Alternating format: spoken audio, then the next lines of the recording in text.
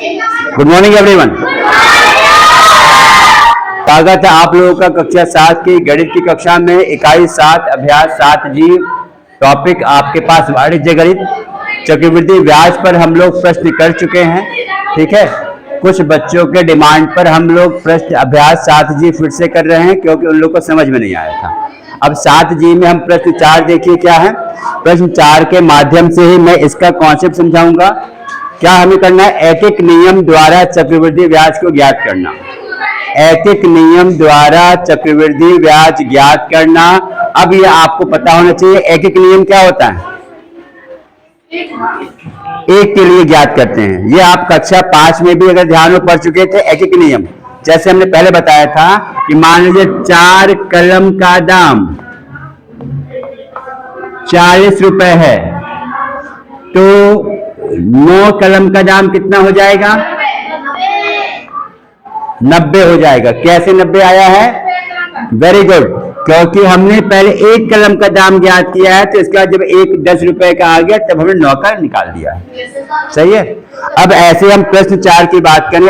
आपकी किताब में है अभ्यास 7G पेज नंबर 186। नसीम ने रुपए 5000 अपने समीप के ग्रामीण बैंक में सावधि जमा योजना में 3 वर्ष के लिए 10% वार्षिक चक्रवृद्धि ब्याज की दर पर जमा किया। 3 वर्ष पश्चात उसे बैंक से कितने रुपए प्राप्त होंगे? सही है। इन्होंने क्या किया है भाई, यहां पे एक बैंक बना लो। यहां पे भाई नसीम है। नसीम कितने बैंक जमा कर रहा है? 3000 रुपए, सॉरी 5000 रुपए। 5000 रुपए सावधि जमा योजना में 3 वर्ष के लिए जमा कर रहा है। यानी हमने क्या पढ़ा था? मूलधन यहां पे क्या हो जाएगा? 5000। ठीक। समय कितना है बेटा? 3 वर्ष। और दर कितना है? 10% वार्षिक दर। 10% ये। और हमें क्या निकालना है? 3 वर्ष बाद उसे कितने रुपए मिलेंगे? आप लोग आवाज ना करें। अगर 5000 रुपए ये जमा कर रहा है कितने? 3 साल के लिए, है ना। 5000 रुपए ये जमा कर रहा है जिसपे चक्रवृद्धि ब्याज निकालेगा और ये कह रहा है कि 10% वार्षिक ब्याज की दर से है। और ये पूछा गया कि नसीम को 3 साल बाद कितने रुपए बैंक वापस करेगा, लौटाएगा। मींस यहाँ पे क्या निकालना है? मिश्र धन। क्योंकि जो बैंक वापस करेगा उसका अपना मूलधन वापस करेगा प्लस उस पर जो ब्याज कैलकुलेट होगा वो वापस करेगा। ठीक। हमें इसमें मिश्र धन किस मेथड से निकालना है? एक एक नियम से। किससे निकालना है? एक एक नियम से। और हमें यहाँ पे क्या है बेटा? ब्याज ज्ञात करना है। हमें क्या ज्ञात करना है? मिश्रधन ज्ञात करना है। यहाँ पे चाहो तो लिख दो, मिश्रधन हमें यहाँ पे ज्ञात करना है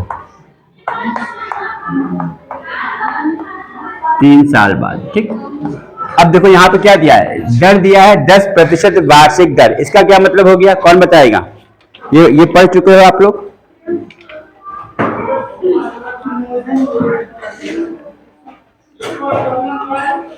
दस 10% वार्षिक दर मतलब क्या हो गया है? 100 रुपए पर 1 वर्ष का 10 रुपए ब्याज मिलेगा, है ना भाई। मान लो हम यहाँ पे मान ले अगर ए ने बी को 100 रुपए दिया है और 10% वार्षिक दर है तो 1 साल बाद बी कितना वापस करेगा? 100 + 10 110, यानी 100 रुपए पर 10 रुपए। यानी हम क्या कह सकते हैं? रुपए 100 पर 1 वर्ष का ब्याज।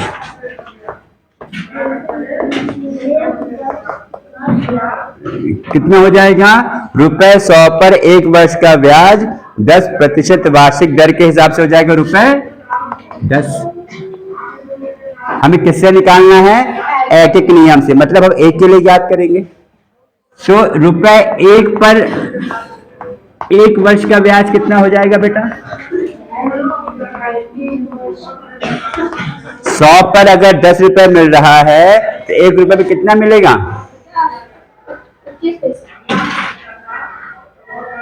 1 के लिए हम लोग भाग करते हैं कि नहीं करते हैं? 1/10 रुपए, या इसको जब पैसे में कन्वर्ट करेंगे 10 पैसा, पैसे में कन्वर्ट करेंगे तो 10 पैसे। यानी आप जब ए बी को मान लो 1 रुपया देता है तो बी 1 साल बाद इसको 1 रुपया 10 पैसा वापस करेगा। इतना ब्याज हो गया। सही है, ये समझ में आ गया। अब क्या कह रहे हैं यहाँ पे? अब यहाँ पे क्या कह रहा है? पहले वर्ष के अंत में मिश्र धन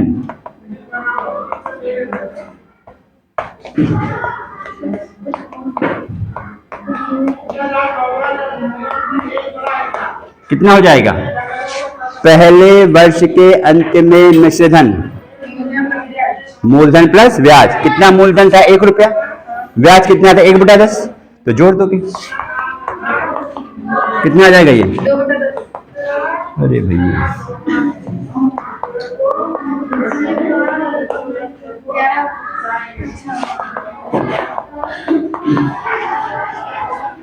कितना हो जाएगा? क्योंकि एलसीएम भी तो लेंगे, लसअप भी तो लेंगे, क्योंकि 1/1 है ना। कितना रुपया मिला? 1 रुपया 10 पैसा या 1.1 रुपीज। वही देखो आएगा इसको हल करके, 1 रुपया 10 पैसा। भाई रुपए को हम अगर पैसे में कन्वर्ट करते हैं तो 100 से गुणा कर देते हैं, है ना। अब इसके बाद क्या करेंगे? ये पहले वर्ष के अंत में आया है बेटा।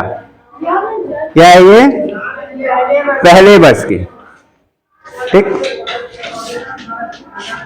पहले वर्ष के अंत में, यानी 1 वर्ष का निकाल दिया। इसी प्रकार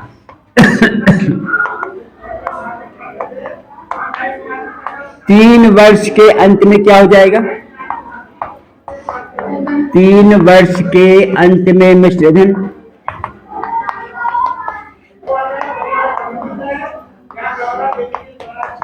क्या होगा? 11/10 की घात 3। 11/10 पहले वर्ष में, 11/10 दूसरे वर्ष में, 11/10 तीसरे में। क्या हो जाएगा? 11/10 की घात 3। सही है।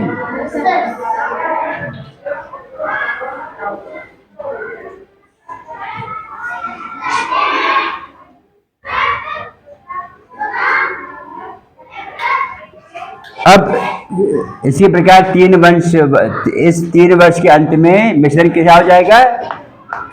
इसको ऐसे लिख लो, 3 वर्ष के अंत में 1 रुपए पर मिश्रण। तो हम किसकी कहानी निकाल रहे हैं? 1 रुपए की निकाल रहे हैं यहाँ पे। 11/10 की घात 3। अब 3 वर्ष के अंत में रुपए कितने था मूलधन यहाँ पे? 5000।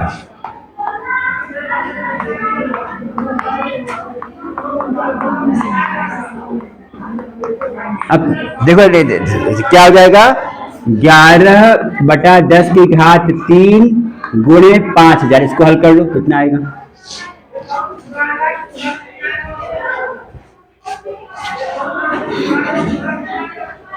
ये था आपके पास एक नियम से चक्रवृद्धि मिश्रण ज्ञात करना।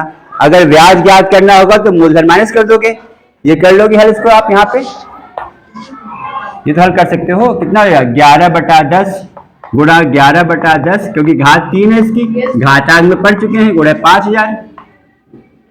ये शून्य कट जाएगा, कट जाएगा ना शून्य से, 3 शून्य से। तो क्या 11 गुणे 11 गुणे 11 गुणे 5। 11 का धन कितना होता है? 1331 गुणे 5।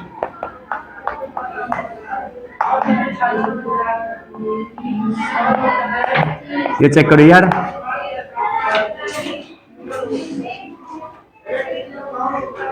6,655 रुपए बैंक नसीम को वापस करेगा 3 साल बाद। इसको फिर से सुन लीजिए, क्या मेथड या लगा है। हमें यहाँ देखो चीज वही है, मूलधन दिया हुआ है, 3 वर्ष दिया हुआ है और दर 10% वार्षिक दर। हमें निकालना है एक एक नियम से। तो 10% वार्षिक दर मतलब हो गया कि 100 रुपए पर आपको एक वर्ष का 10 रुपए ब्याज मिलेगा। 100 रुपए पर एक वर्ष में 10 रुपए ब्याज मिलेगा। तो 1 रुपए पर एक वर्ष में 10/100 हो जाएगा, 1/10 रुपए मिलेगा।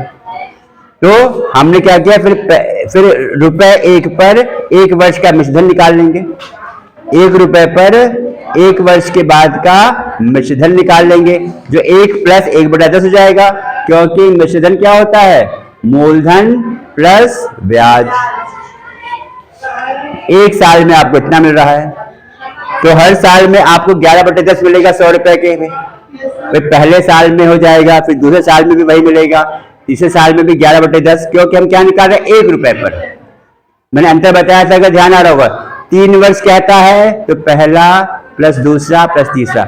जब तीसरा वर्ष कहता है तो सिर्फ 3rd ईयर की बात होगी। जब दूसरा वर्ष कहता है तो सिर्फ 2nd ईयर की बात होगी। लेकिन जब 2 वर्ष कहेगा तो पहला भी उसमें इंक्लूड होगा। समझ आ गया? जब 2 इयर्स कहेगा तो पहला भी इंक्लूड प्लस दूसरा। जब 2nd ईयर कहेगा तो the year which is going on, the 2nd year which is going on, दूसरा साल जो चल रहा है बस वही। ठीक है? तो ये 3 वर्ष के अंत में 1 रुपए पे मिश्रधन क्या हो जाएगा, 11/10 की घात 3 हो जाएगा। इस पर एक और वीडियो अपलोड हो चुका है, उसको भी जाके देख लीजिएगा, अच्छे से समझ में आ जाएगा। फिर 3 वर्ष के अंत में 5000 पे निकालना है, तो 11/10 गुणे 5000 कर दोगे, उत्तर आ जाएगा रुपए 6655। इतना रुपए नसीम बैंक से प्राप्त करेगा। अब अगर आपसे पूछा जाता कि बैंक ने कितना ब्याज दिया है, कैसे निकालते हैं? बैंक ने कितना ब्याज दिया है, मिश्रधन माइनस मूलधन। क्योंकि भाई सीधी सी बात है। अब देखो, नसीम ने बैंक को 5000 रुपए जमा किए सावधि जमा में। सावधि जमा मतलब क्या होता है, फिक्स्ड डिपॉजिट जो कहा जाता है, एफडी सुना होगा अगर। ठीक, अब बैंक इसको 3 साल बाद कितना वापस कर रही है, 6655। तो कितना रुपए ज्यादा वापस कर रही है, 6655 माइनस 5000, यानी 1655, वही इसका ब्याज हो जाएगा। भाई ये मिश्रधन है, ये मूलधन है। मिश्रधन माइनस मूलधन क्या होता है आपके पास, ब्याज। सही है, समझ में आ रहा है? ठीक है, इसी पर आप प्रश्न नंबर, बाकी प्रश्न आप लोग घर से लगाकर ट्राई करिएगा। या चलो इस बार 5वां प्रश्न भी अपने आप लगाओ। चलिए फिर हम लोग मिलते हैं अगले वीडियो में अगले प्रश्न के साथ। धन्यवाद।